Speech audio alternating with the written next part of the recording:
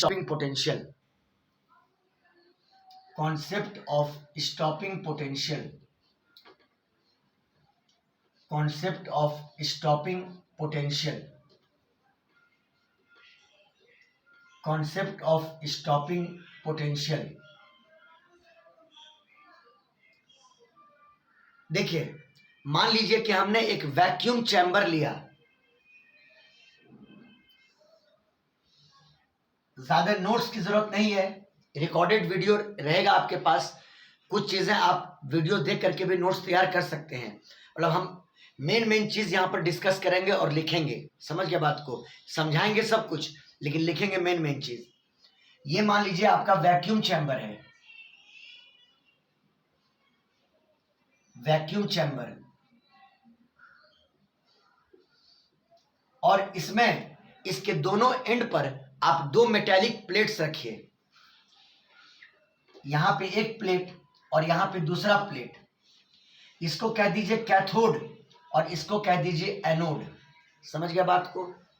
और दोनों को यानी दोनों के बीच में एक वोल्टेज अप्लाई कीजिए, एक पोटेंशियल डिफरेंस अप्लाई कीजिए जिसको वैरी कराया जा सके, जिस पोटेंशियल डिफरेंस को वैरी कराया जा सके।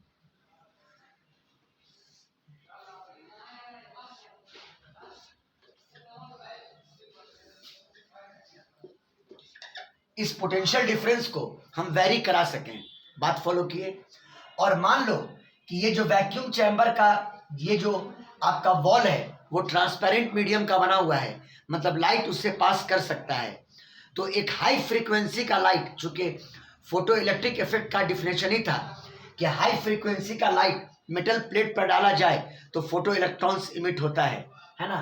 तो इस पे हाई फ्रीक्वेंसी का लाइट आप इंसिडेंट कीजिए कैथोड के ऊपर। किसके ऊपर? कैथोड के ऊपर, समझ गए। आपने लाइट इंसिडेंट किया है ना, और यहां से इलेक्ट्रॉन इमिट हुआ, यहां से इलेक्ट्रॉन इमिट हुआ, ये फोटो इलेक्ट्रॉन। और ये फोटो इलेक्ट्रॉन जो इमिट होगा विथ सम काइनेटिक एनर्जी, तो ऑब्वियसली निकलने के बाद वो मूव करेगा एनोड की तरफ, वो मूव करेगा एनोड की तरफ, समझ गए। तो चूंकि कैथोड से इलेक्ट्रॉन निकला है तो कैथोड को आप कहोगे इमिटर और एनोड को कहोगे आप कलेक्टर, चूंकि इलेक्ट्रॉन कैथोड से निकल करके एनोड की तरफ जाएगा। बात आई समझ में? तो सी और A are two metallic plates, are two metallic plates. हम शॉर्ट फॉर्म में लैंग्वेज लिखेंगे, are two metallic plates, two metallic plates, जिसमें सी ये कैथोड है, ये कैथोड है, या इसको आप इमिटर भी कह सकते हैं क्योंकि फोटो इलेक्ट्रॉन यहीं से निकला, इसको आप इमिटर भी कह सकते हो, इमिटर। और ए एनोड है और इसको आप कलेक्टर भी कह सकते हो, ए एनोड, या इसको आप कह सकते हो कलेक्टर। बोलो क्लियर है? और एनोड और कैथोड के बीच का जो पोटेंशियल डिफरेंस है आप उसको वेरी करा सकते हैं, है ना। और वेरी कराने की बात आएगी आपके सामने। The potential difference between anode and cathode यानी कलेक्टर और emitter can be varied, can be varied, can be varied, इसको आप वेरी करा सकते हैं। बोलिए क्लियर है ना। और अब आपने एक हाई फ्रीक्वेंसी का लाइट कैथोड पे डाला है ना, सी पे डाला, और वहां से इलेक्ट्रॉन का इमिशन हुआ जो कि मूव किया किसकी तरफ? एनोड की तरफ। क्लियर है? लाइट ऑफ हाई फ्रीक्वेंसी, कहीं कहीं लिखा हुआ रहेगा लो वेवलेंथ, फ्रीक्वेंसी ज्यादा है और वेवलेंथ कम, है ना। Light of high frequency is incident on C, is incident on C, and the photoelectrons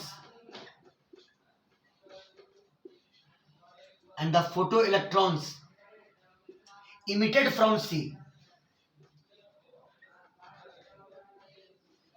emitted from C moves towards anode, moves towards anode,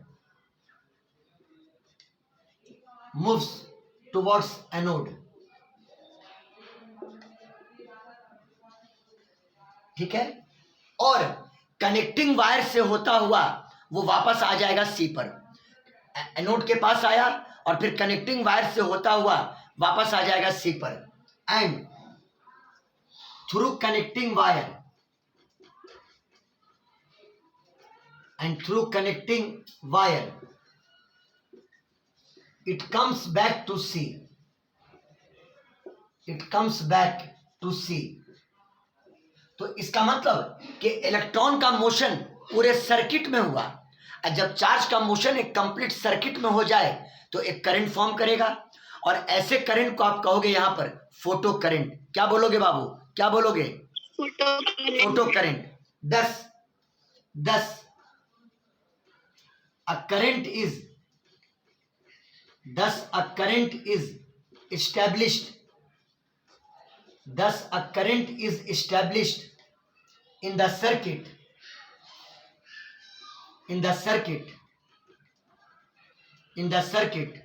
which is called photo current, चलिए इतना तक में कोई डाउट आपको नहीं होना चाहिए. आपने हाई फ्रीक्वेंसी का लाइट कैथोड पे डाला, यहां फोटो इलेक्ट्रिक इफेक्ट हुआ, इलेक्ट्रॉन बाहर निकला, इलेक्ट्रॉन एनोड की तरफ मूव करके गया और वहां से कनेक्टिंग वायर से होता हुआ, बैटरी से होता हुआ वापस कैथोड पे आया. इस तरह से चार्ज का मोशन एक कंप्लीट सर्किट में हुआ जिससे एक करंट फॉर्म किया, और उस करंट को आप कहोगे फोटो करंट. क्लियर है? अब यहां से मसला शुरू होता है. स्क्रीनशॉट लीजिए.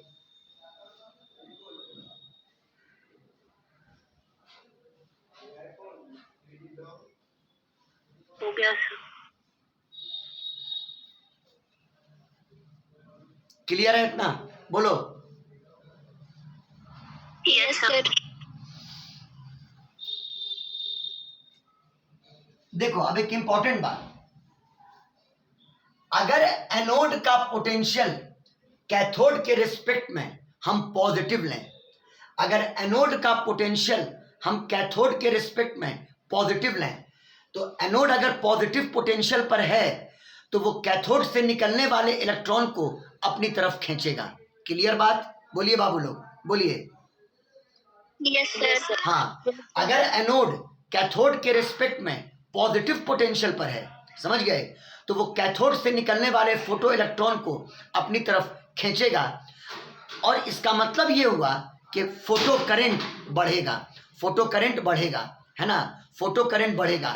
तो जैसे जैसे एनोड के उस पॉजिटिव पोटेंशियल को आप इंक्रीज कीजिएगा, फोटो करंट बढ़ेगा. लेकिन एक पर्टिकुलर वैल्यू, एनोड के पोटेंशियल का एक पर्टिकुलर वैल्यू आ जाने के बाद करंट फिर कांस्टेंट हो जाएगा, जिसको आप कहोगे सैचुरेशन करंट. उसके बाद आप एनोड के पोटेंशियल को इंक्रीज करते जाओ, करंट पर कोई इंक्रीमेंट नहीं होगा. बात आई समझ में? बात समझ में आया कि नहीं आया? बोलिए बाबू, बोलिए. Yes sir. Yes sir. हाँ देखो, if anode is at positive potential, is at positive potential, is at positive potential with respect to cathode, with respect to cathode, है ना. Anode attracts the electron, anode attracts the electron, anode attracts the photo electron, कहिए photo electron coming out from C, coming out from C, coming out from C, coming out from C. As a result, as a result, as a result, photo current increases. As a result, as a result, as a result, photo current increases. Photo current increases. As a result, photo current increases. Clear है? और जैसे जैसे anode के positive potential को हम increase करेंगे, anode के positive potential को हम क्या करेंगे? इंक्रीज करेंगे करंट बढ़ेगा, करंट बढ़ेगा। As anode potential, as anode potential, as anode potential is increased, as anode potential is increased, the photocurrent, the photocurrent, the photocurrent increases, the photocurrent increases, but at a particular value of anode potential the current becomes constant. Anode potential के एक particular value आ जाने के बाद current constant हो जाएगा, but at a particular value of, but at a particular value of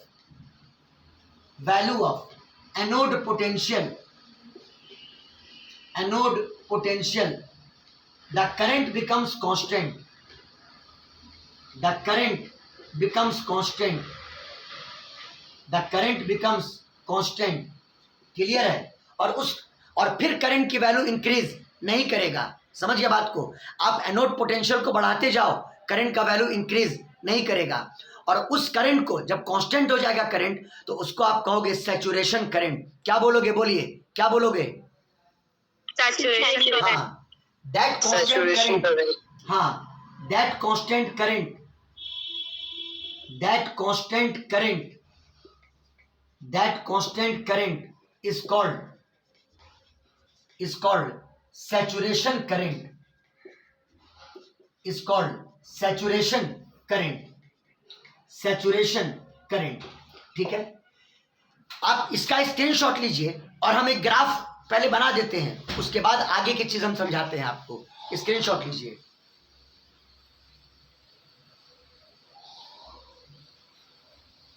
हो गया sir.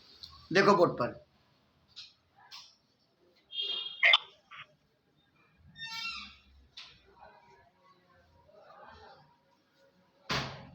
देखिएगा बोर्ड पर।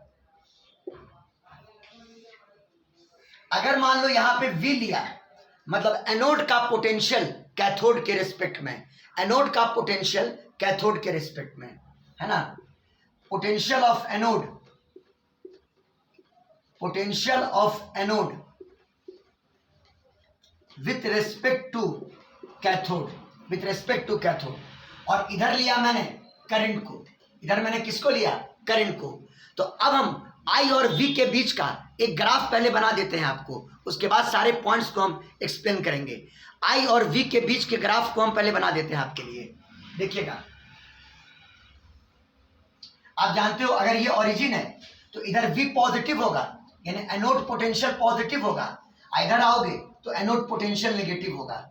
इधर एनोड पोटेंशियल पॉजिटिव होगा और इधर एनोड पोटेंशियल नेगेटिव होगा।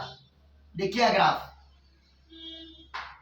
देखिए ग्राफ हर बात को यहां पर क्लियरली बोल देगा। देखो बोर्ड पर, यहां के बाद इधर वाले पार्ट का ग्राफ देखो। एनोड का पॉजिटिव पोटेंशियल आप बढ़ाए, देखिए करंट बढ़ रहा है।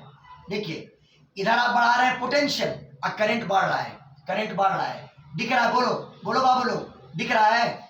बोलिए। यस। फिर आपने एनोड पोटेंशियल बढ़ाया, करंट और बढ़ा। फिर आपने एनोड पोटेंशियल बढ़ाया, देखिए फिर आपने एनोड पोटेंशियल बढ़ाया, करंट और बढ़ गया। लेकिन एक पर्टिकुलर वैल्यू आ जाने के बाद फिर यहां के बाद देखो हमने ग्राफ को बिल्कुल स्ट्रेट लाइन की तरह कर दिया, मतलब करंट अब कांस्टेंट हो गया। अब आप एनोड पोटेंशियल बढ़ाइए, करंट की वैल्यू में कोई इंक्रीज नहीं होगा। बात फॉलो किए? मतलब यहां के बाद जो करंट है उसको कहोगे आप सैचुरेशन करंट। क्या बोलोगे? बोलो, क्या बोलोगे? Saturation current. Saturation current. हाँ, ये सबको मिटा देते हैं। अब यहां पर आपको फील आ सकता है कि जैसे जैसे एनोड पोटेंशियल बढ़ा, स्टार्टिंग में करंट भी बढ़ा, करंट भी बढ़ा। बात फॉलो किए? लेकिन एक particular value of anode potential आपका करंट कांस्टेंट हो गया, करंट आपका कांस्टेंट हो गया। और यही करंट IS, मतलब ये कहलाएगा saturation current, saturation current, saturation current, saturation current. Clear है ना? ये तो तब हुआ जब एनोड का पोटेंशियल कैथोड के रिस्पेक्ट में पॉजिटिव है। अब आइए, अगर एनोड का पोटेंशियल कैथोड के रिस्पेक्ट में आप निगेटिव कर दोगे, ग्राफ बता रहा है, देखिए जैसे ही एनोड का पोटेंशियल निगेटिव हुआ, इधर निगेटिव वैल्यूज है, देखो करंट घटने लगा, देखो करंट घटने लगा, देखो करंट घटने लगा, और एक वक्त ऐसा आया जब करंट कंप्लीटली जीरो हो गया, जब करंट कंप्लीटली जीरो हो गया। हम एक्सप्लेन कर रहे हैं इस चीज को। देखिए मामला क्या बनेगा, अगर एनोड के पोटेंशियल को आप नेगेटिव कर देते हो तो क्या होगा, कैथोड से जो फोटो इलेक्ट्रॉन निकलेगा, एनोड नेगेटिव पोटेंशियल पर है, वो उन इलेक्ट्रॉन को रिपेल करेगा, रिपेल बैक करेगा, मतलब अपनी तरफ आने नहीं देगा बल्कि उसको रिपेल करेगा वापस कैथोड की तरफ। मेरी बात आई समझ में? बोलिए बोलिए। Yes sir. अगर एनोड नेगेटिव पोटेंशियल पर है तो कैथोड से निकलने वाले फोटो इलेक्ट्रॉन को वो वापस रिपेल बैक करेगा कैथोड की तरफ, है ना, यानी इलेक्ट्रॉन को अपनी तरफ आने से वो रिटार्ड करेगा, जिससे फोटो करंट डिक्रीज करेगा। फोटो करंट क्या करेगा, बोलिए, फोटो करंट क्या करेगा, डिक्रीज करेगा। और ग्राफ भी यही बात बोल रहा है, ग्राफ भी यही बात बोल रहा है। ये ग्राफ बहुत ही इंपॉर्टेंट ग्राफ है, ये बात याद रखिएगा। देखिए when anode is at negative potential, when anode is at negative potential with respect to cathode, है ना, it repels back the photoelectron, it repels back the photoelectron coming out from cathode, coming out from cathode, it repels back the photoelectron coming out from cathode. As a result photo current decreases, as a result photo current decreases, as a result photo current decreases, as a result photo current decreases, photo current decrease करेगा। बोलो clear है, बोलिए बाबू लोग। और आप देख रहे हैं कि जब एनोड का पोटेंशियल आपने नेगेटिव किया, फोटो करंट की वैल्यू डिक्रीज की कि नहीं की, बोलिए बोलिए। Yes sir. और at a certain value of negative potential of anode, anode के नेगेटिव पोटेंशियल के एक सर्टेन वैल्यू पर करंट का वैल्यू जीरो हो जाएगा। करंट का वैल्यू क्या हो जाएगा, बोलो, करंट का वैल्यू क्या हो जाएगा, जीरो हो जाएगा। हाँ, एट अ सर्टेन वैल्यू या at a particular value, at a particular value of negative potential of anode, negative potential of anode,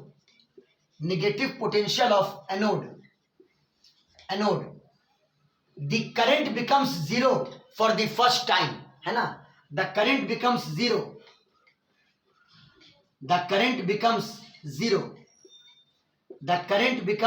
zero for first time, है ना। तो सुनो, हालांकि एनोड के नेगेटिव पोटेंशियल पर यहां पर करंट जीरो हुआ, मान लो उसका नाम दिया -Vs, समझ गए, मतलब एनोड का नेगेटिव पोटेंशियल वैल्यू कितना, -Vs, करंट कितना हो गया, जीरो। लेकिन -Vs को नहीं बल्कि -Vs के मैग्नीट्यूड को, यानी Vs को हम लोग कहेंगे स्टॉपिंग पोटेंशियल। Vs को क्या बोलेंगे, स्टॉपिंग पोटेंशियल। -Vs को नहीं बल्कि -Vs के मैग्नीट्यूड को आप लोग क्या बोलिएगा, स्टॉपिंग पोटेंशियल। क्या बोलिएगा, बोलिए, क्या बोलिएगा, स्टॉपिंग पोटेंशियल। हाँ, तो उसको डिफाइन कैसे करेंगे, the minimum magnitude of negative potential of anode eight which current becomes zero is called stopping potential. Minimum के बाद मैग्नीट्यूड लिख दिया, मैग्नीट्यूड मैंने लिख दिया, समझ में आई बात। The minimum magnitude of anode potential for which current becomes zero is called stopping potential. समझ में आया, कमर बोलो। Yes sir. The minimum magnitude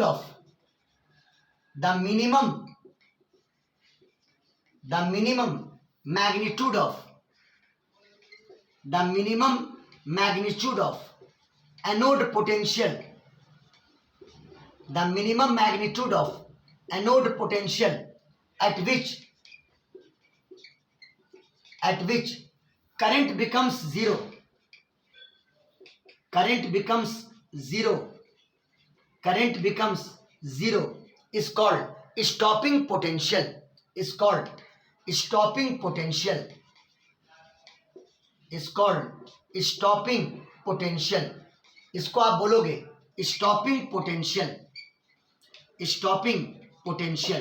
clear है? तो देखो यहां पे एनोड का पोटेंशियल माइनस वीएस और करंट हो गया जीरो, तो क्या माइनस वीएस स्टॉपिंग पोटेंशियल है?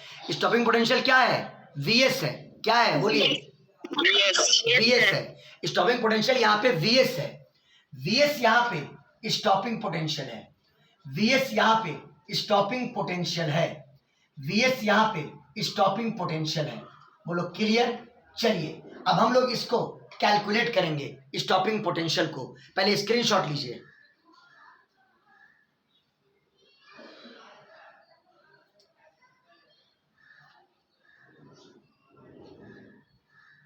हो गया? बोलो। हो गया सर। बहुत अच्छा।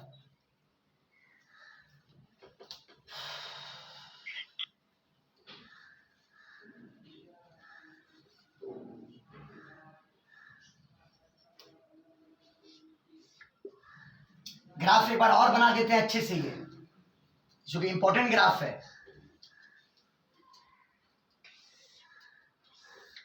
इधर V anode potential with respect to cathode, और यहाँ फोटो करंट।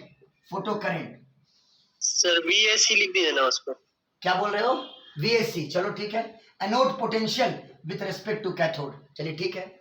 और यहाँ पर करंट पहली बार जीरो हुआ नेगेटिव वैल्यू पर, यानी माइनस वीएस, और वीएस को आपने कहा स्टॉपिंग पोटेंशियल, और एक पर्टिकुलर वैल्यू ऑफ वीएससी के बाद करंट आपका कांस्टेंट हो गया, मतलब ग्राफ अप्रोक्सीमेटली वीएससी के पैरेलल हो गया, मतलब करंट कांस्टेंट हो गया। करंट क्या हो गया? कांस्टेंट। इसको आपने कहा सैचुरेशन करंट। इसको आपने क्या कहा? Saturation current. अब हम लोग स्टॉपिंग पोटेंशियल कैलकुलेट कैसे करेंगे, मतलब क्या कंसीडरेशन करेंगे स्टॉपिंग पोटेंशियल को कैलकुलेट करने के लिए, वो बताना जरूरी है, क्योंकि उससे न्यूमेरिकल बनता है। देखो कैलकुलेशन ऑफ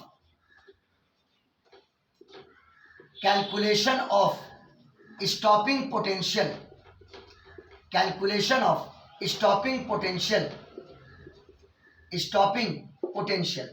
देखो क्या कंसीडर करो, अगर करंट जीरो हो गया, समझ गए, तो स्टॉपिंग पोटेंशियल निकालने के लिए ये इमेजिन करो कि कैथोड से निकलने वाला सबसे हाईली एनर्जेटिक इलेक्ट्रॉन एनोड तक पहुंचते पहुंचते रेस्ट में आ जाए। बोलो clear?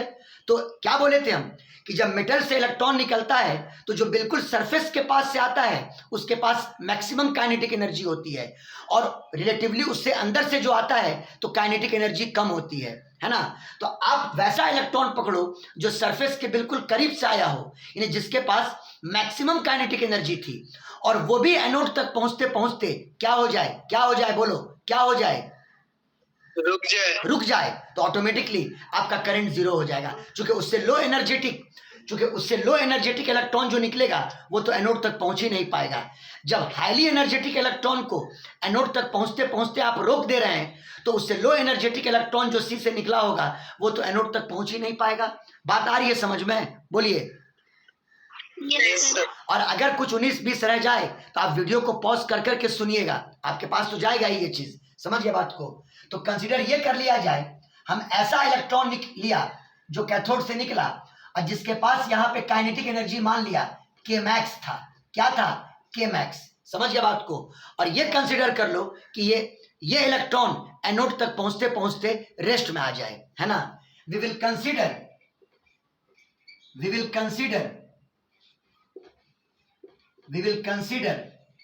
The most energetic electron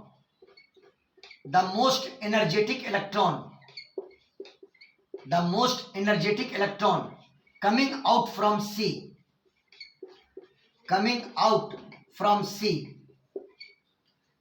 from C comes to rest on reaching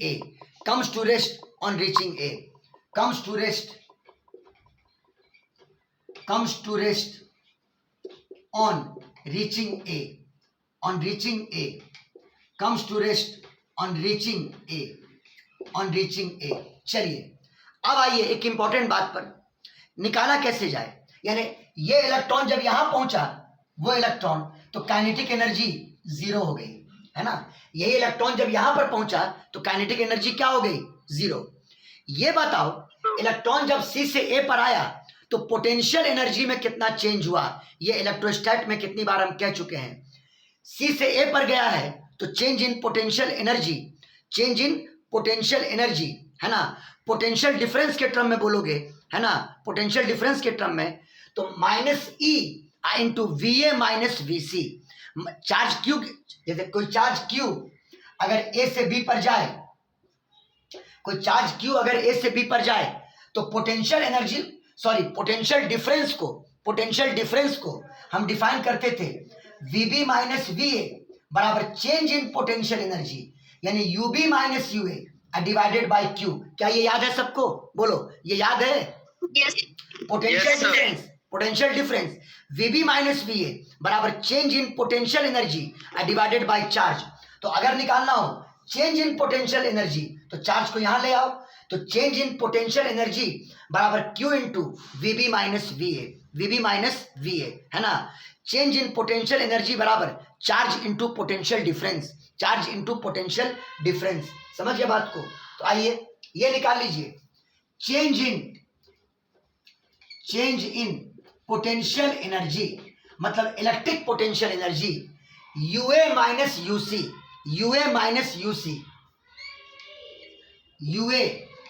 UC बराबर चार्ज कितना गया माइनस ई, है ना, into potential difference VA minus VC, final minus initial VA minus VC.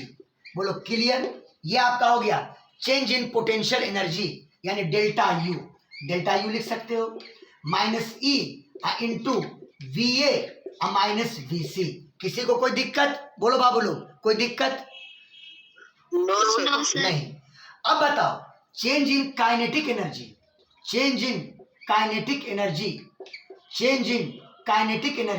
यानी डेल्टा के, ये बराबर बताओ फाइनल काइनेटिक एनर्जी जीरो और इनिशियल काइनेटिक एनर्जी के मैक्स, यानी जीरो माइनस के मैक्स बराबर माइनस के मैक्स बराबर कितना, माइनस के मैक्स। किसी को कोई डाउट, बोलिए। चलिए तो ये चेंज इन पोटेंशियल एनर्जी और ये चेंज इन काइनेटिक एनर्जी। अब लगा देंगे conservation of mechanical energy, screenshot ले लीजिए।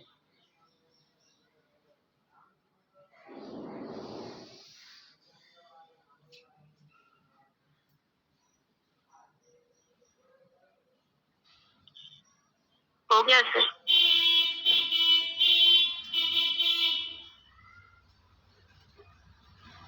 using conservation of mechanical energy. आप जानते हैं kinetic energy plus potential energy बराबर constant, kinetic energy plus potential energy बराबर कांस्टेंट, यही तो हुआ मैकेनिकल एनर्जी बराबर कांस्टेंट।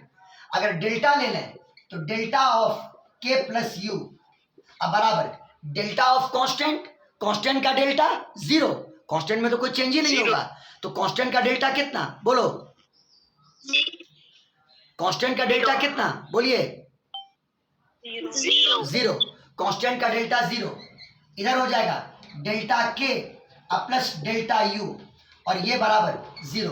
बोलो डेल्टा के का value minus K max plus delta U का value minus E into V A minus V C, और यही V A minus V C minus V S था जब करंट जीरो हुआ। V A minus V C क्या था, बोलिए V A minus V C क्या था, अरे ग्राफ यहीं पर ना करंट जीरो हुआ और ये एनोड का पोटेंशियल था कैथोड के रेस्पेक्ट में, यानी वी ए माइनस वी सी बराबर माइनस वी एस पर करंट का वैल्यू जीरो हुआ है। बोलो बाबू लोग। तो इसका मतलब वी ए माइनस वी सी का value minus V S put करो तो minus K max plus minus E into minus V S और ये बराबर जीरो, ये बराबर कितना जीरो, ये बराबर जीरो। चलिए आइए माइनस के मैक्स, अच्छा माइनस माइनस प्लस यानी ई इंटू वी एस और ये बराबर जीरो। अब माइनस के मैक्स को उधर ले जाओ तो बोलो के मैक्स बराबर, बोलो कितना आ गया ई इंटू वी एस। ये एक नया रिलेशन आपको आ गया, के मैक्स बराबर ई इंटू कितना वी एस, यानी e into stopping potential, e into कितना स्टॉपिंग पोटेंशियल। बोलो किसी को कोई डाउट, बोलो बोलो। No sir, no sir. V S आपका स्टॉपिंग पोटेंशियल है और आप के मैक्स तो जानते हैं कि मेटल से निकलने वाला सबसे फास्टेस्ट इलेक्ट्रॉन का काइनेटिक एनर्जी, जिसको आप एच न्यू माइनस 5 बोलते थे, जिसको आप एच न्यू माइनस 5 बोलते थे। समझ में आई बात? तो K max is equal to E into V S, K max is equal to E into V S, है ना। आप इसका स्क्रीनशॉट लीजिए, नया लिंक भेजते हैं आप लोग को।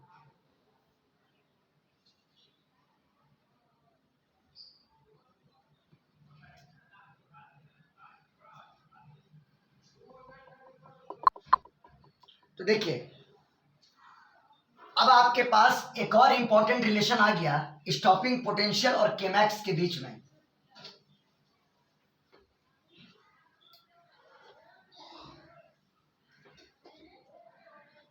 केमैक्स is equal to h nu sorry e into V S, e into V S, जहां पे वी एस क्या है स्टॉपिंग पोटेंशियल, है ना, स्टॉपिंग पोटेंशियल, है ना। हमेशा ये एनोड के नेगेटिव पोटेंशियल का मैग्नीट्यूड होगा, यानी पॉजिटिव वैल्यू होगा जब करंट पहली बार जीरो हुआ, है ना। और आप वी एस को कहोगे स्टॉपिंग पोटेंशियल, वी एस यहां पे है stopping potential, stopping potential, stopping potential. चलिए ठीक है, इतना बात तो हो गया। अब आइए कुछ हम आपको ऑब्जर्वेशन बताते हैं, इंपॉर्टेंट नोट। इस पे सवाल पूछेगा, थ्योरी समझ करके इग्नोर मत कर देना, सवाल यही से क्रिटिकल क्वेश्चन रहेगा। पहली बात, for a given frequency of light, आपने जो कहा है करंट डिपेंड करेगा लाइट की इंटेंसिटी पर। बोलो किस पर डिपेंड करेगा, बोलो किस पर डिपेंड करेगा, करंट लाइट की इंटेंसिटी पर। हाँ, for a given frequency of light, for a given frequency of light, for a given frequency of light, for a given frequency of light, the photocurrent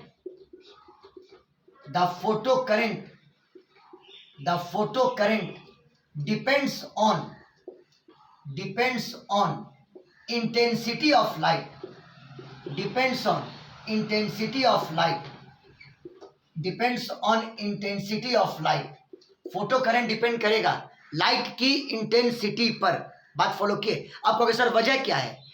याद होगा इंटेंसिटी जब पढ़ाए थे तो total light energy divided bye per unit area अब per unit time. Light की energy आप जानते हैं कि स्मॉल पैकेट्स यानी फोटोन्स में है ना। तो मान लो अगर n फोटोन है तो I बराबर NH न्यू, एक फोटोन की एनर्जी h न्यू, और अगर n फोटोन है तो टोटल एनर्जी कितनी हो जाएगी NH न्यू, जहां पे n नंबर ऑफ फोटोन होगा। बोलो बाबू बोलो। Yes sir. यहाँ NH न्यू अब by total area into total time. अब गौर कीजिए, जितना ज्यादा इंटेंसिटी उतना ही फोटोन्स मेटल पर पड़ेगा, और जितना ज्यादा फोटोन मेटल पर पड़ेगा उतना ही ज्यादा पॉसिबिलिटी है इलेक्ट्रॉन के बाहर निकलने की, और जितना ज्यादा इलेक्ट्रॉन बाहर निकलेगा उतना ज्यादा चार्ज ट्रेवल करेगा। इसका मतलब करंट बढ़ेगा कि नहीं बढ़ेगा? बोलिए करंट बढ़ेगा कि नहीं बढ़ेगा? बोलिए बोलिए, अरे बोलिए। यस। जितना ज्यादा लाइट की इंटेंसिटी होगी उतना ही ज्यादा नंबर ऑफ फोटोन्स मेटल के सरफेस पर गिरेगा, यानी उतना ही फोटोन्स मेटल के अंदर जाएगा, और उतना ही ज्यादा पॉसिबिलिटी होगी इलेक्ट्रॉन्स के बाहर निकलने की, और उतना ही ज्यादा चार्ज ट्रेवल करेगा, जिससे फोटो करंट बढ़ेगा कि नहीं बढ़ेगा? बोलो बाबू लोग बोलो। बढ़ेगा सर। बढ़ेगा। हाँ तो चलिए, ये मैंने रिपीट कर दिया बात को, आप लिख लेंगे इस चीज को, लॉजिक को अगर लिखना होगा तो। हम इससे आगे बढ़ते हैं। For a given frequency of light the photo current depends upon the intensity of light. Intensity बढ़ाओगे I बढ़ाओगे, आपका फोटो करंट भी स्मॉल आई करंट को बता रहा है, ये भी बढ़ेगा। इंटेंसिटी घटाओगे फोटो करंट भी घटेगा। बोलो क्लियर, बोलिए बोलिए। Yes sir. चलिए सेकंड देखिए, स्टॉपिंग पोटेंशियल की वैल्यू, स्टॉपिंग पोटेंशियल की वैल्यू लाइट की इंटेंसिटी पे डिपेंड नहीं करता है बल्कि लाइट की फ्रीक्वेंसी पे डिपेंड करता है। स्टॉपिंग पोटेंशियल की वैल्यू लाइट की इंटेंसिटी पे नहीं बल्कि लाइट के फ्रीक्वेंसी पे डिपेंड करता है। बोलो क्लियर, वो हम यहाँ पर आपको फिल ला देंगे। बोलो कोई डाउट, बोलो। Yes sir. देखो the value of stopping potential, sorry the value of stopping potential, the value of stopping potential, the value of stopping potential does not depend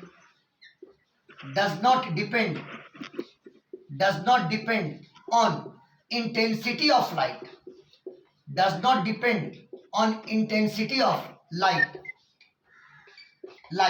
but stopping potential depend करेगा light की frequency पर, but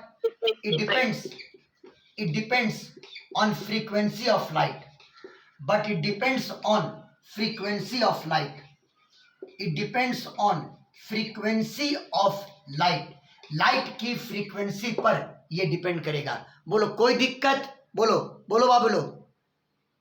no sir. No sir. चलिए देखिए कैसे, पहले graph नहीं, पहले question पे आ जाओ। आपने पढ़ा K max is equal to E into V S, VS यहाँ पे स्टॉपिंग पोटेंशियल है।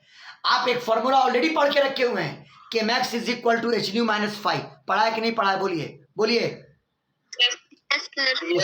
उस पर तो कितना न्यूमेरिकल सॉल्व कर दिए हम लोग, कितने संडेज गुजर गए उस पर। K max is equal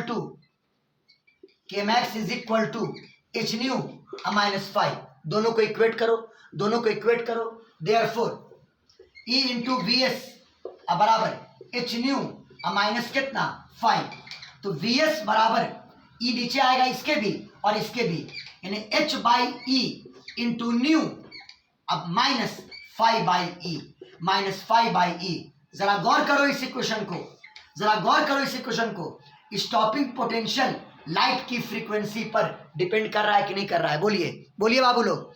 stopping potential light की फ्रीक्वेंसी पर डिपेंड कर रहा है कि नहीं कर रहा है, बोलिए बोलिए। कर रहा है। स्टॉपिंग पोटेंशियल लाइट की फ्रीक्वेंसी पर डिपेंड कर रहा है।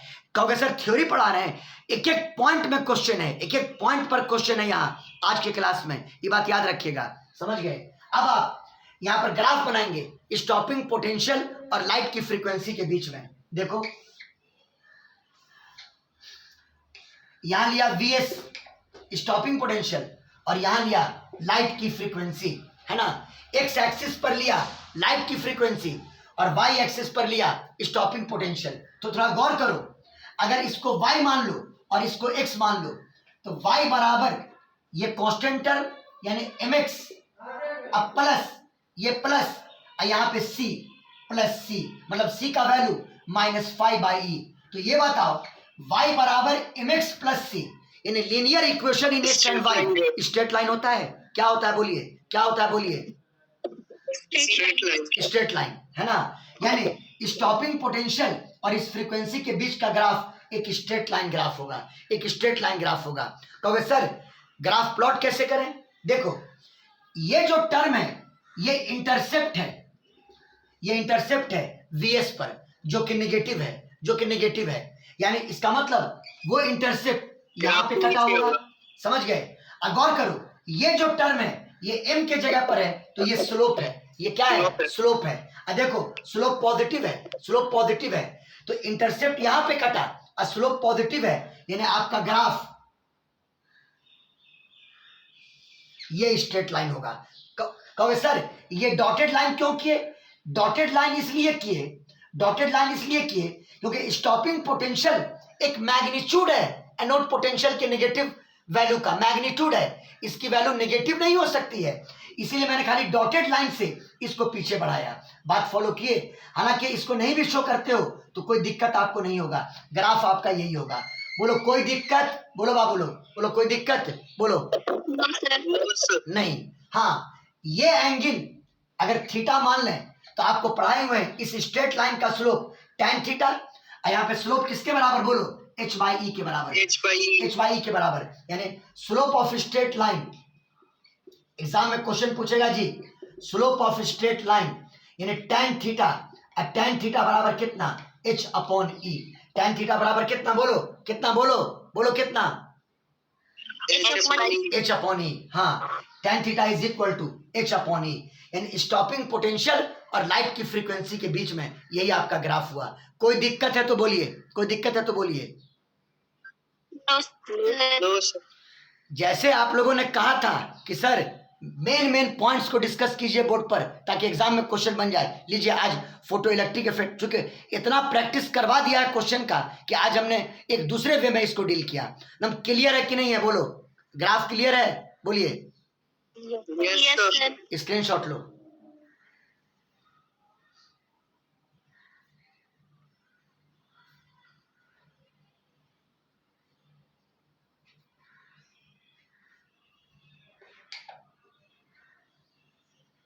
स्टॉपिंग पोटेंशियल और लाइट की फ्रीक्वेंसी के बीच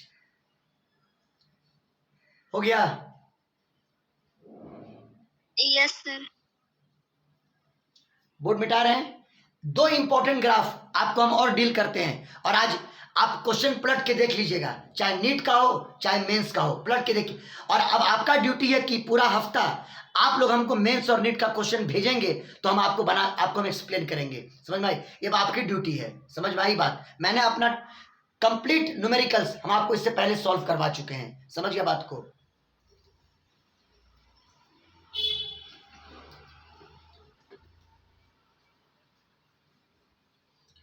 आपने कहा कि सैचुरेशन करंट लाइट की इंटेंसिटी पे डिपेंड करता है।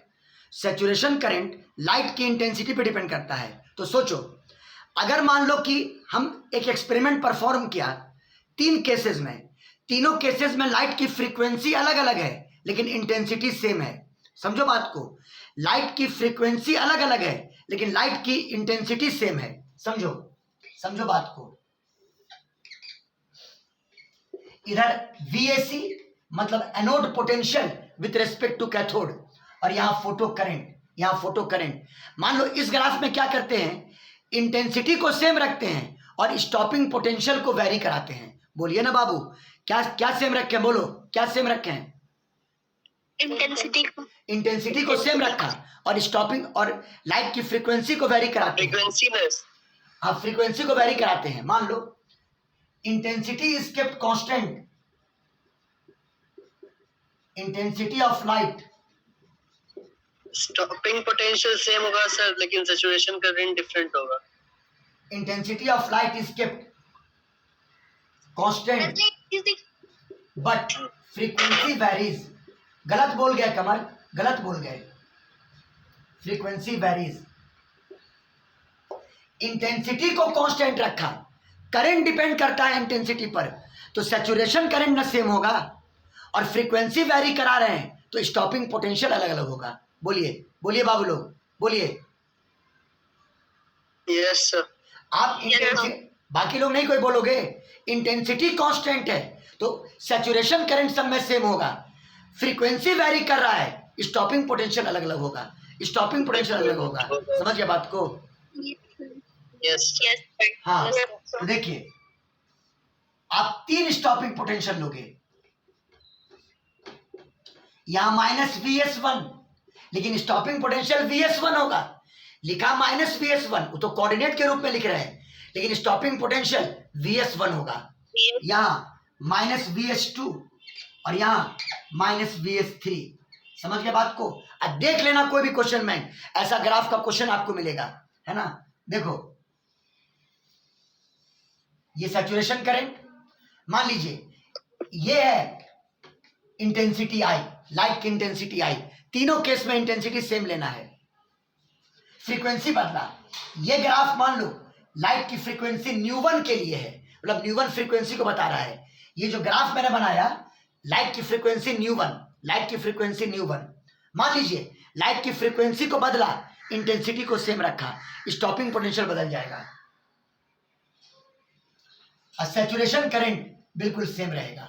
सैचुरेशन करंट बिल्कुल सेम रहेगा। ये ग्राफ है लाइट की फ्रीक्वेंसी न्यू2 के लिए, न्यू2 के लिए, समझ में आया बात। और फिर इंटेंसिटी सेम रखो और लाइट की फ्रीक्वेंसी को बदल दो, लाइट की फ्रीक्वेंसी को बदल दो, स्टॉपिंग पोटेंशियल बदल जाएगा लेकिन सैचुरेशन करंट सेम रहेगा। बोलिए बाबू, बोलिए बाबू। Yes, sir. लाके ओवरलैप कर दिया, चलिए, है ना। और ये मान लो फ्रीक्वेंसी न्यू3 के लिए, बात फॉलो किए। और एक और बात देखो, मैग्नीट्यूड में ये सबसे कम है, उसके बाद ये है, उसके बाद ये है, समझिए बात को, समझिए।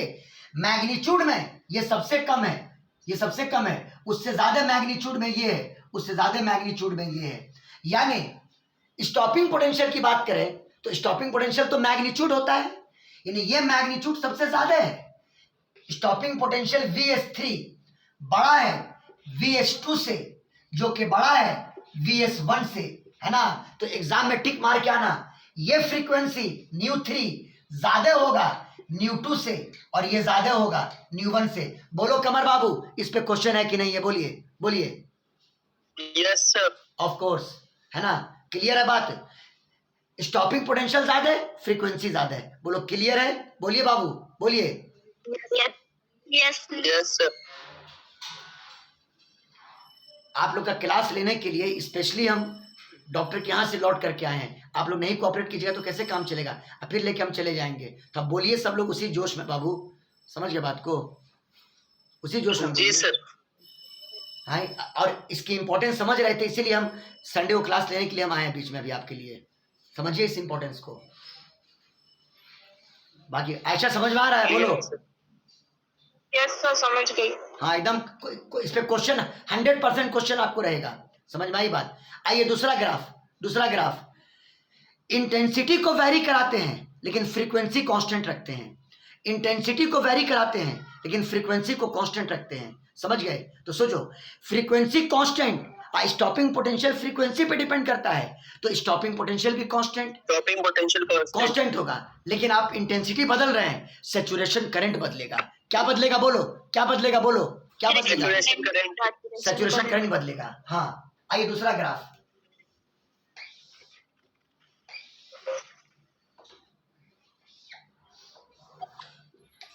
Anode potential with respect to cathode, और यहां पर सैचुरेशन करंट, है ना।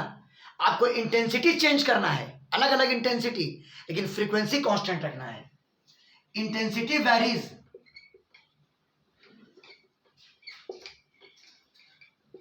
intensity varies but frequency remains constant, but frequency remains constant, but frequency remains constant, है ना। उससे क्या फायदा होगा, स्टॉपिंग पोटेंशियल सेम होगा। चलो एक पॉइंट ले लो खाली, -Vs, -Vs, लेकिन आप इंटेंसिटी वेरी करा रहे हैं। तो मान लो 3 बार आप इंटेंसिटी को वेरी कराए, 3 एक्सपेरिमेंट आपने किया। देखिए हम क्लियर हो रहा है बात, बोलो बाबू लो, बोलो बाबू लो, बोलो। स्टॉपिंग पोटेंशियल तीनों केस में सेम है। Yes sir. तीनों केस में सेम है, क्योंकि फ्रीक्वेंसी कांस्टेंट है, फ्रीक्वेंसी कांस्टेंट है, तो स्टॉपिंग पोटेंशियल तीनों केस में सेम है, लेकिन इंटेंसिटी अलग अलग है। यहाँ इंटेंसिटी I1, इंटेंसिटी IN लिख दिया कंफ्यूजन नहीं होने के लिए। यहाँ इंटेंसिटी I2 कर दो और यहाँ इंटेंसिटी आप I3 कर दो, I3 कर दो। तो देखो इसमें सैचुरेशन करंट ये हुआ IS1 सैचुरेशन करंट, इस केस में सैचुरेशन करंट ये हुआ IS2, और इस केस में सैचुरेशन करंट ये हुआ IS3। बोलो क्लियर है, बोलिए बाबू लोग, बोलिए। Yes sir. और अब एक इंपॉर्टेंट बात, ग्राफ तो हो गया, ग्राफ पे क्वेश्चन रहेगा एग्जाम में, आप क्वेश्चन हमको भेजेंगे। फोटो इलेक्ट्रिक इफेक्ट एक इंस्टेंटेनियस प्रोसेस है। कहने का मतलब कि आप जो लाइट डालते हो, तो जैसे ही आपने लाइट डाला इलेक्ट्रॉन का इमिशन हो जाता है, यानी there is no time lag, there is no time lag in between incidents of light and ejection of electron, है ना। लाइट के डालने से और इलेक्ट्रॉन के निकलने में कोई टाइम का लैग नहीं होता है। जैसे ही आप लाइट डालोगे इलेक्ट्रॉन बाहर आ जाएगा। इसका मतलब फोटो इलेक्ट्रिक इफेक्ट एक इंस्टेंटेनियस प्रोसेस है। बात आया समझ में, बोलिए, बोलिए बाबू लोग। यस यस सही। हाँ, photo electric effect, photo electric effect, photo electric effect is an instantaneous process, instantaneous process, that is there is no time lag. Sir आप ये यहाँ क्यों बताए हाँ क्या इंस्टेंटेनियस प्रोसेस? आखिर हमको सारे ऑब्जर्वेशन को स्टडी करना है ना, 2 ऑब्जर्वेशन स्टडी किया, ये 3rd ऑब्जर्वेशन है, ये ना लॉज है फोटो इलेक्ट्रिक इमिशन का। बोलो। नहीं सर, आप बोले कि photo electric effect instantaneous process है, ये अभी क्यों बताया सर? यहाँ पे कोई लिंक है इसका? इस ग्राफिकल में से कोई लिंक नहीं है, लेकिन ऑब्जर्वेशन जो था वो सारा एक्सपेरिमेंट जब हमने किया तो सारे ऑब्जर्वेशंस को बयां करेंगे ना हम यहाँ पर। बोलो, इससे कोई लिंक नहीं है उसका, समझ गया बात को? जी सर। और इन्हीं ऑब्जर्वेशंस के आधार पर यह पकड़ा गया कि फोटो इलेक्ट्रिक इफेक्ट को वेव मॉडल एक्सप्लेन नहीं कर पाया बल्कि पार्टिकल कैरेक्टर ऑफ लाइट ने एक्सप्लेन किया। बात फॉलो किए? बोलो, वेव मॉडल एक्सप्लेन नहीं कर पाया, लेकिन किसने एक्सप्लेन किया? लाइट के पार्टिकल थ्योरी ने, लाइट के क्वांटम थ्योरी ने या पार्टिकल थ्योरी ने। बात आई समझ में? बोलो। जी सर। हाँ, तो देखिए, photo electric effect is an instantaneous process, there is no time lag, there is no time lag between incidence of light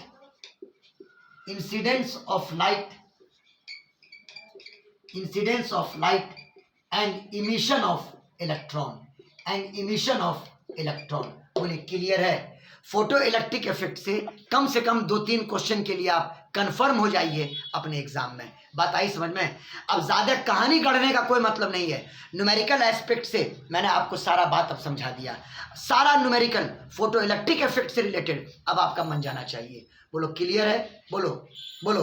और पूरा वीक है आपके पास, आप इस वीक में सारे प्रॉब्लम किसका ज्यादा होगा? I1, I2, I3 किसका? इस केस में यस सर। अरे भाई, हम बोले ना इंटेंसिटी बढ़ने पर करंट बढ़ता है।